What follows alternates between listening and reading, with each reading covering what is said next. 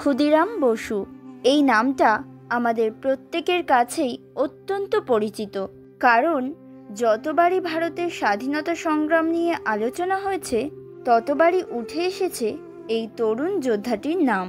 আজকে আমরা অন্য কোনো গল্প নয়, বরং জানার চেষ্টা করব কিভাবে ক্ষুদিরাম বসু একজন বিপ্লবী হয়ে উঠেছিলেন। তাহলে চলুন আর দেরি না করে জানা যাক।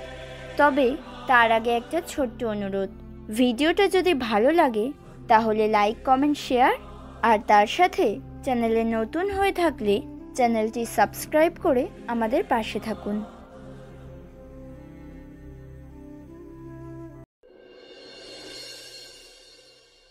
ক্ষুদিরাম বসুর বিপ্লবী হয়ে ওঠার পেছনে কয়েকটি গুরুত্বপূর্ণ কারণ ছিল। খুব অল্প বয়স থেকেই তার দেশের প্রতি গভীর ভালোবাসা আর ব্রিটিশদের অত্যাচারের বিরুদ্ধে তীব্র ক্ষোভ তাকে বিপ্লবী জীবনের পথে নিয়ে যায়। মাত্র 6 বছর বয়সেই তিনি বাবা মাকে হারান। তারপর বড় দিদি এবং জামাইবাবুই তাকে লালন পালন করেন। পারিবারিকভাবেই তিনি স্বাধীনতা আন্দোলনের সাথে যুক্ত ছিলেন। তার শিক্ষক সত্যেন্দ্রনাথ বসুর মাধ্যমে তিনি বিপ্লবী সংগঠন অনুশীলন সমিতির সদস্য হন। এখানে তিনি শরীরচর্চার পাশাপাশি রাজনৈতিক শিক্ষা এবং পিস্তল চালানোর প্রশিক্ষণ নেন। বিপ্লবী নেতা শ্রী অরবিন্দ এবং ভগিনী নিবেদিতার বক্তৃতা শুনে ক্ষুদিরাম বিশেষভাবে অনুপ্রাণিত হন। এছাড়াও বঙ্কিমচন্দ্র চট্টোপাধ্যায়ের আনন্দমঠ উপন্যাসের মতো বিপ্লবী সাহিত্য তার মনে গভীর প্রভাব ফেলে। 1905 সালে বঙ্গভঙ্গ আন্দোলন শুরু হলে ক্ষুদিরাম সক্রিয়ভাবে তাতে অংশ নেন। এই আন্দোলন তাকে ব্রিটিশ শাসনের বিরুদ্ধে আরও বেশি সজাগ করে তোলে।